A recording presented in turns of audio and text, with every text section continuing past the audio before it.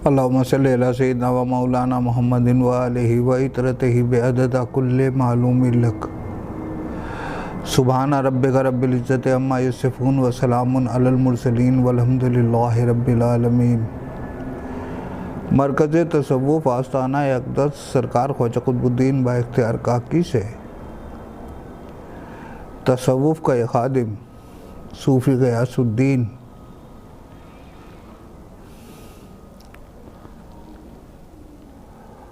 तसव्वुफ़ की खिदमत करने के लिए, आप तक कुछ हकीकतें पहुँचाने के लिए,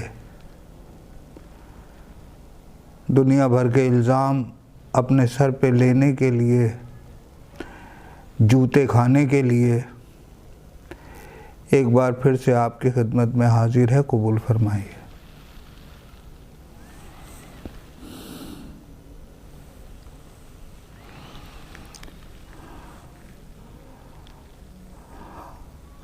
आज की बातचीत का उन्वान बहुत नाजुक और ख़तरनाक है।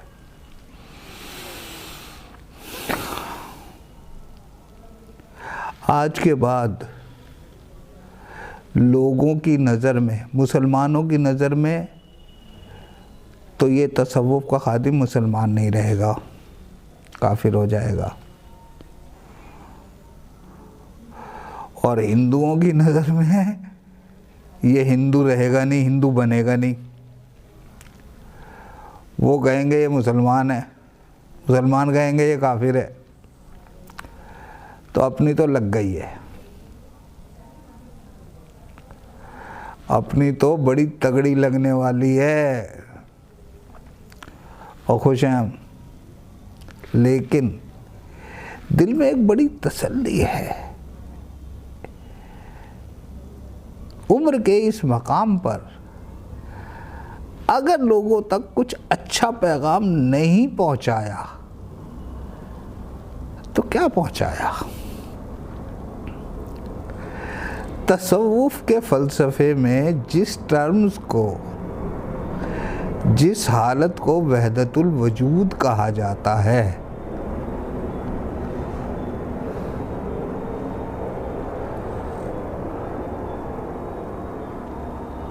उस हालत को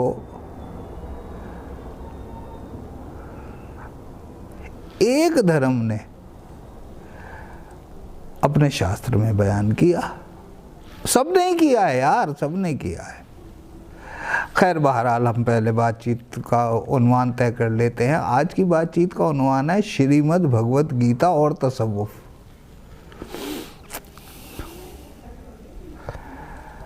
श्रीमद् भगवत गीता और तसव्वुफ़। कहाँ श्रीमद् भगवत गीता में तसव्वुफ़ के वहदतुल वजूद फ़लसफ़े का ज़िक्र भगवान श्री कृष्ण ने अपनी ज़ुबान मुबारक से किया और स्वामी रामसुख दास ने उसकी तशरीह की, आज उस बारे में बात करेंगे तसव्वुफ़ के नज़रिए से। ये ख्याल रखिएगा, मरकज़ तसव्वुफ़ के जितने भी मेंबर हैं खूब अच्छी तरह ये समझ लें कि मज़हब या धर्म एक है और मज़हब या धर्म एक ही हो सकता है, बहुत सारे नहीं हो सकते। क्यों नहीं हो सकते भाई? इसलिए नहीं हो सकते कि अल्लाह एक है। अब उसे ईश्वर कहो, गॉड कहो, परमात्मा कहो, और कुछ कहो, या रस्मों रिवाजों के तहत, अपनी अपनी पूजा पद्धति के तहत आप दूसरे के ईष्ट को, दूसरे के माबूद को, दूसरे के भगवान को अपने से अलग समझने लगो तो ये आपकी गलती है।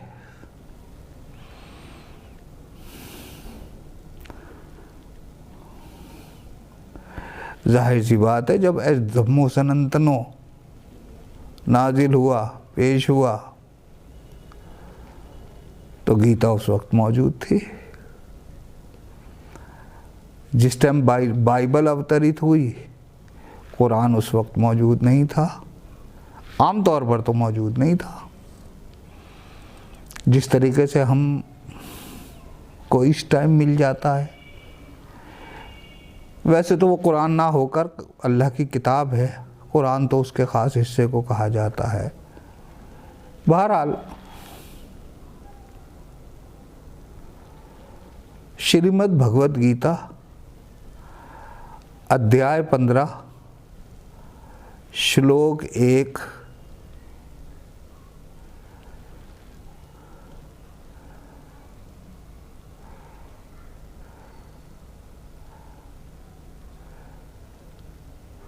थोड़ा समझते हैं वहदतुल वजूद को किस तरीके से बयान किया गया। भगवान श्री कृष्ण के मुख श्री से देखते हैं थोड़ा। पहले थोड़ी सी भूमिका,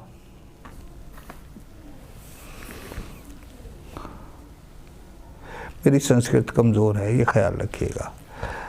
तो अगर कोई संस्कृत का माहिर हो तो वो मेरी इस गलती को माफ़ फरमा दे। पहले थोड़ी सी भूमिका। जीव परमात्मा का अंश है। गीता 15वें अध्याय का 7वां श्लोक। अतः इसका एकमात्र संबंध अपने अंशी परमात्मा से ही है। जीव, कोई भी परिंदा, कोई भी जानवर, उसका ताल्लुक सीधा बारिये ताला से है, जिसका वो हिस्सा है। लेकिन भूल से वो अपना संबंध कार्य, शरीर, हवास, मन, बुद्धि आदि से मान लेता है, जिससे उसका संबंध वास्तव में कभी था ही नहीं, है नहीं, होगा नहीं और हो सकता भी नहीं। परमात्मा से अपने वास्तविक संबंध को भुलाकर शरीर आदि विजातीय पदार्थों को, विजातीय होता है जो अलग नस्ल का हो, जैसे दूध और तांबा, दूध और लोहा जो मिल नहीं सकते। शिर्क में भी इसका जिक्र आता है कि अल्लाह के खिलाफ शिर्क हो ही नहीं सकता। कुरान की आयत है कि अल्लाह बालातर है, ऊंचा है उस शिर्क से जो लोग उसके खिलाफ करते हैं। सरकार गरीब नवाज के अल्फाजों में, जब कोई और है ही नहीं उसके सिवा, तो शिर्क कहां से होगा? शिर्क तो वो कर रहे हैं जो ये मानते हैं कि शिर्क हो सकता है, उसके अलावा कोई है।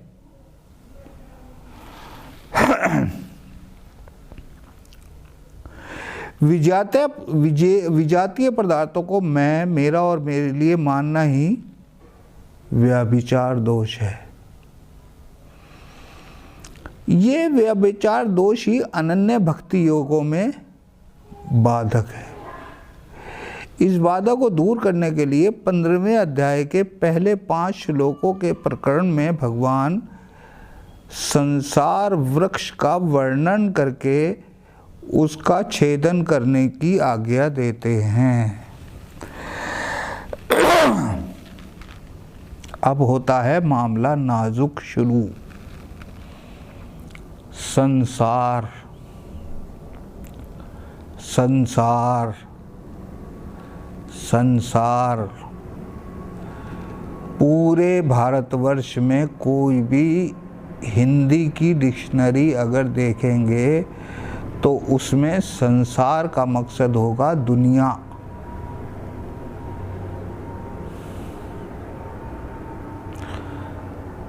लेकिन अध्यात्म में संसार का मकसद दुनिया नहीं होता। संसार का मकसद तो होता है, सार और सन दो शब्दों से मिला है, मिलके बना है। सार कहते हैं संक्षिप्त को, संसार कहते हैं छोटे से छोटे को, अणु को। हमें समझने के लिए पहले समझना पड़ेगा कि 1000 पन्नों की एक किताब लीजिए सफ़ेद, और उसके किसी पन्ने पर जब हम पेन से ऐसे एक डॉट लगा देते हैं तो ये हमारी पृथ्वी है ब्रह्मांड के हिसाब से, ठीक। अब ये पृथ्वी है ब्रह्मांड के हिसाब से, तो मनुष्य उस बिंदु का कौन सा वहां हिस्सा होगा। संसार का मकसद होता है सूक्ष्म से सूक्ष्म, छोटे से छोटा। भगवान 15वें अध्याय के पहले 5 श्लोकों के प्रकरण में भगवान संसार वृक्ष का, वृक्ष शजर, छोटे से छोटा शजर,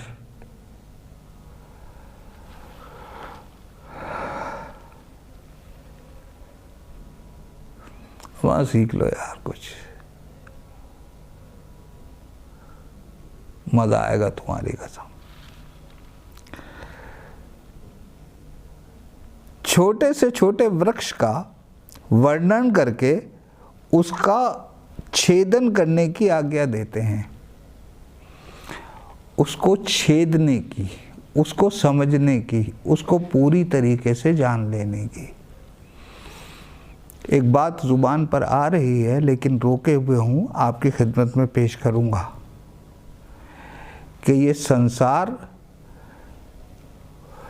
अच्छा ऐसे समझने की कोशिश करो कि हज़रत मौला अली ने फरमाया तू इस जिस्म को एक मामूली जिस्म समझता है, जबकि इसमें आलमे अकबर समाया हुआ है। बस इससे आप समझ सकेंगे कि ये गुलाम क्या कहना चाह रहा है। ऊर्ध्व मूलमत शाख मश वर्थ प्राहुर व्ययम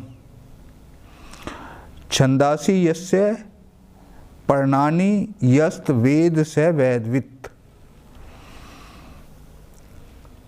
यही हवाला कठोपनिषद में भी है।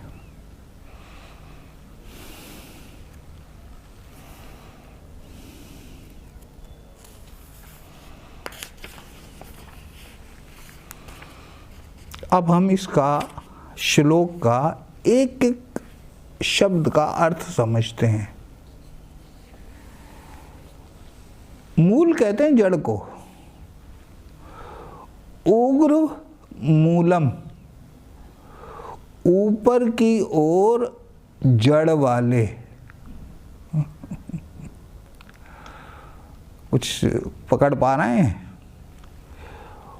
ऊपर की जड़ वाले और नीचे शाखों वाले।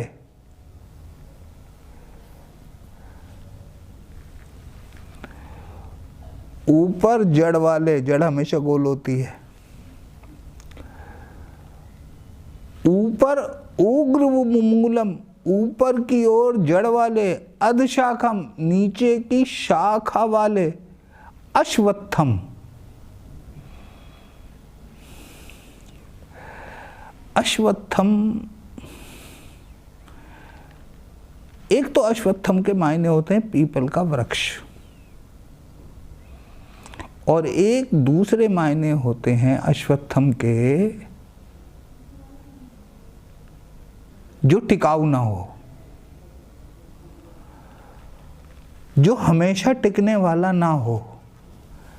क्या आपका जिस्म हमेशा रहने वाला है।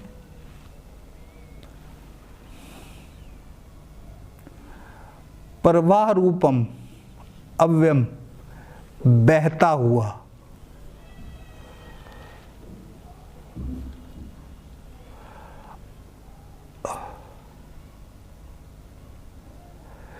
देखिए भाई, जैसे ही आप पैदा होते हैं वैसे ही मरना शुरू हो जाता है। हालांकि ये बात थोड़ी अच्छी नहीं लगती कहने में, लेकिन हकीकत बात यह है कि जिस दिन पैदा हुए उसी दिन मरना निश्चित हो जाता है कि मौत तो आएगी। अब आप पहले आगे बढ़ते हैं और फिर व्यय होते हैं, शरीर के निचले हिस्से के जरिए खर्च होते हैं। व्यय का मकसद होता है खर्च।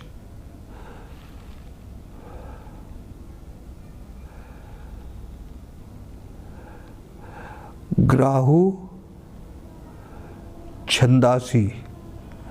अच्छा, हम 12th क्लास में थे तब हमें छंद पढ़ाए गए थे। हिंदी की वो होती है, हिंदी की जो व्याकरण होती है उसमें छंद है। उसमें से एक शब्द अभी भी याद है मुझे, यमाता राजभान सलगा। उसमें भी शायरी की तरह कुछ टर्म्स होती हैं, उसके भी कुछ अपने नियम होते हैं। ये छंदासी का अर्थ यहाँ पर वेद है। जिसके पत्ते हैं उस संसार, उस छोटे से छोटे रूप को, सूक्ष्म से सूक्ष्म रूप को, वृक्ष को नहीं बनती ना बात। खाली संसार कह देने से बात नहीं बनती। तो लिखा गया है, तम उस वृक्ष को, तम उस वृक्ष को जो जानता है।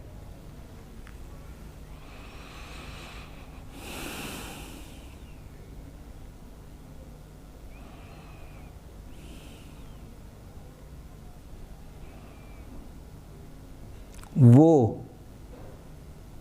संपूर्ण सारे के सारे जितने भी वेद हैं सबको जानने वाला है। आमतौर पर 4 वेद कहे जाते हैं और वेद मेरी बात का ना मैं प्रार्थना कर रहा हूँ, रिक्वेस्ट कर रहा हूँ कि भारतीय प्राचीन धर्म, हिंदू धर्म के वेद सबसे प्राचीन ग्रंथ हैं जिनका अवतरित होने का स्रोत मालूम नहीं है।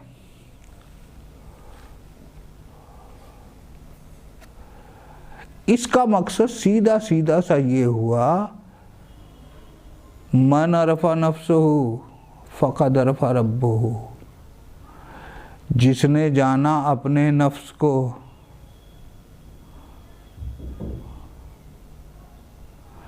जिसने जाना सुषुम्ना नाड़ी को या सुषुम्ना नाड़ी में बहते हुए प्राणवायु को, जिसने जाना अपने नफ्स को, उसने जाना अपने रब को।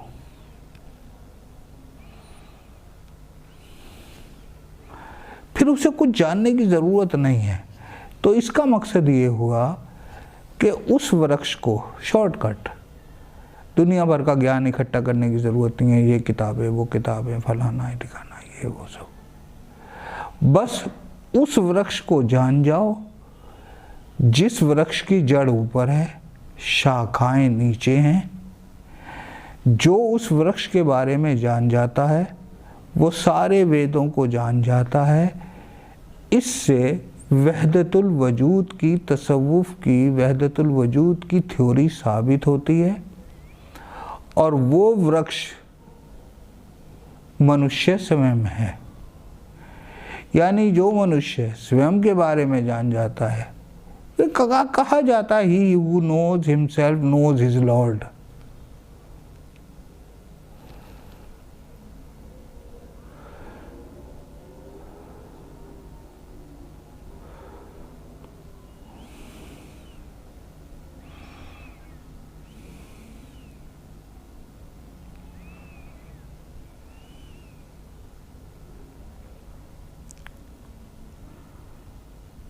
ये सब बेकार की बातों में अब समय नहीं है।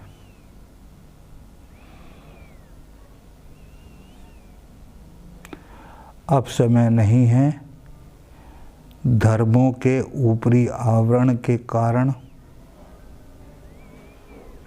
एक दूसरे को बुरा कहने का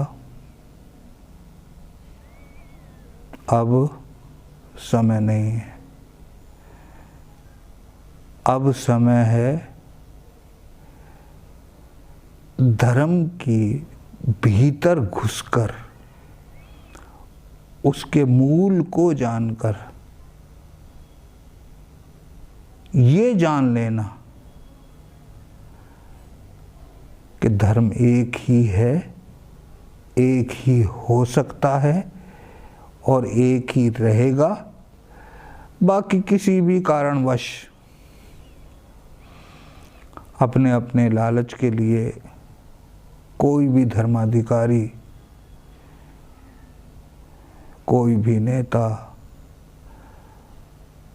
कोई भी अपने को तथाकथित आलिम कहने वाला कुछ कह सकता है। धर्म, दीन एक है, एक है, था नहीं, एक है। घुसो शास्त्रों में, कंपैरेटिव स्टडी करो, तुलनात्मक अध्ययन करो, रिवाजों रस्मों को छोड़ दो, उन्हें धर्म का हिस्सा मत मानो। अवतारों ने जो कहा, पैगंबरों ने जो कहा, गहराई में घुसो, तब वो रहस्य खुलेंगे जिन रहस्यों से जानबूझकर आपको रोका गया है। आज की बातचीत बहुत सेंसिटिव, बहुत नाजुक और जज्बाती रही, तो जो नहीं कहा जा सका